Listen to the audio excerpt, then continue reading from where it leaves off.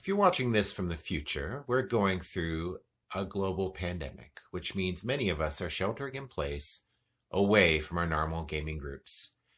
I thought this would be a good time to give you my top 5 recommendations for two-player games.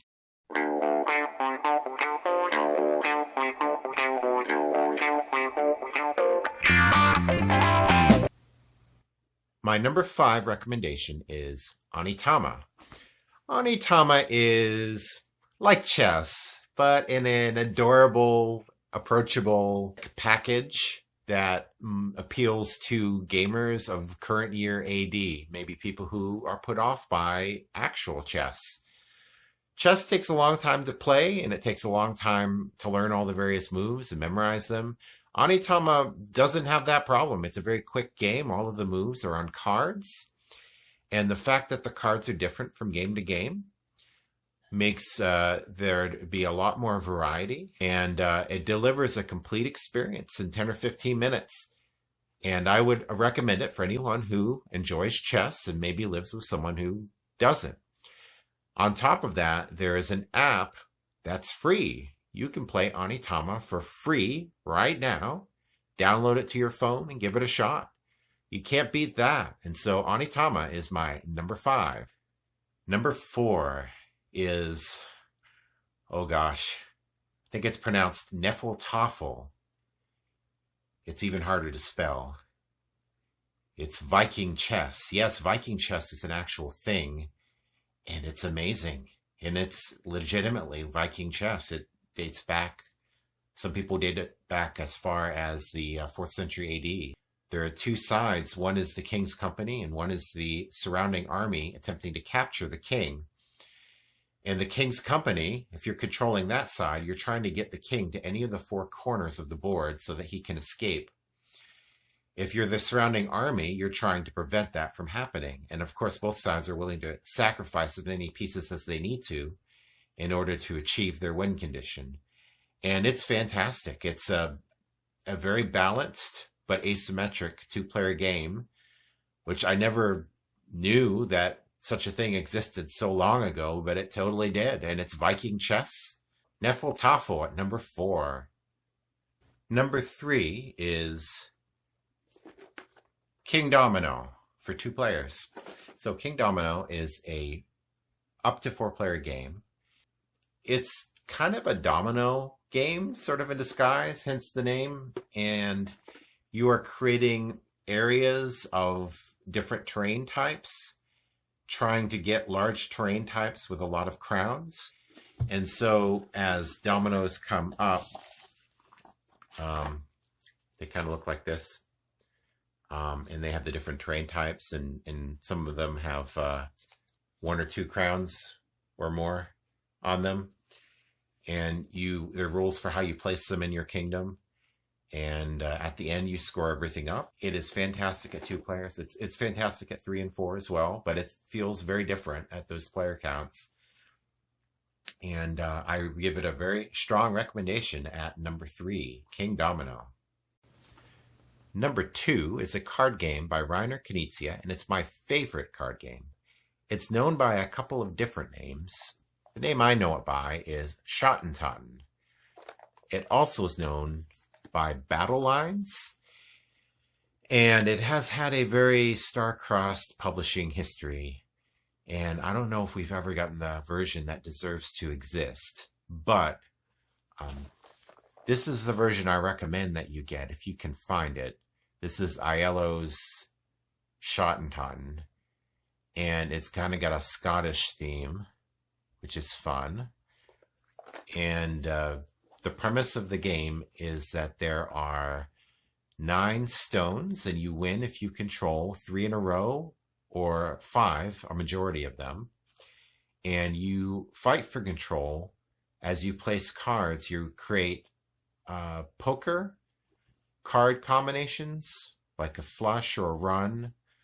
Whoever has the highest ranking card combination in front of the stone gets it. And it is a tight game. Towards the end, every move matters. Every move's a nail biter. And you are taking gambles based on what you hope is going to come up. And you are looking around the board to card count and figure out what could come up. And it is a wonderful game. It is quick and it's intuitive to anyone who's played poker or any of those games that use poker combinations of cards. And it is just lovely. It is my favorite card game, and it is my second highest recommendation for two-player games. Schottentotten. My number one recommendation for two-player games is Santorini. Santorini is a two-player only board game that sort of looks like a toy. There's a board that goes on top of a cliff face, and you get these very toy-like pieces to build up on 3 layers worth of buildings. And your workers climb around those buildings, and they're trying to get to the 3rd floor. If you can get either one of your 2 workers to the 3rd floor, you win. And every turn you can move one of your workers, and the worker you moved can build on any adjacent square. And you can cap off a 3rd floor with a dome, preventing someone from going there. Now, so far, it's good and interesting, but a little sterile. What adds to the excitement and makes this game are these special powers cards that you play with, and every game, each player gets one, and they get a different one. And so maybe this game you have Artemis, and you can move 2 squares instead of 1. Maybe you have Pan, and you have an extra win condition where you can jump off the 2nd story and land on the ground to win. You don't have to climb to the 3rd floor.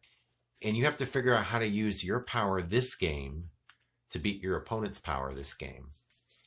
And it makes every game feel really different from every other game. And it requires you to find new strategies.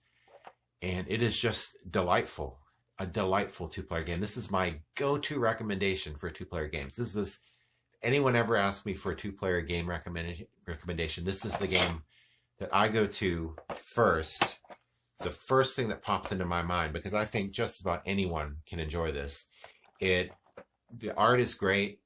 It's very thematic, and there's so much variety game to game that it just has legs. I mean, you can play a lot of games with this before it starts to feel stale.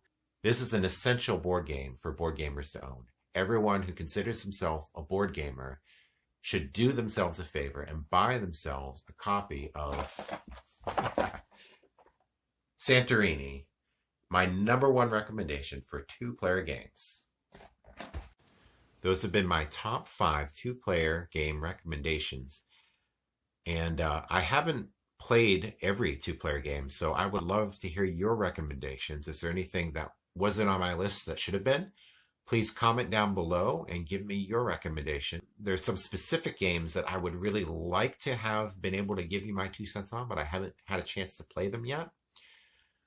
Number 1 is Watergate, which is based on the Watergate-Nixon scandal, where one side plays the reporters trying to expose Nixon and force him to resign, and the other side plays Nixon trying to get away with it.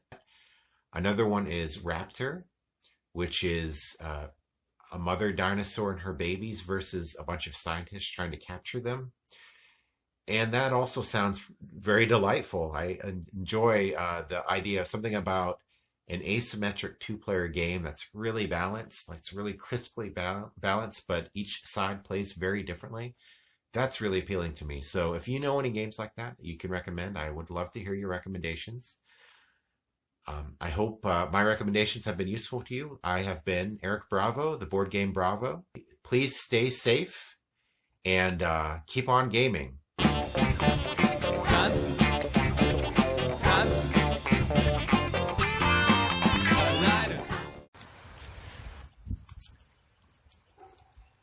This is a goose.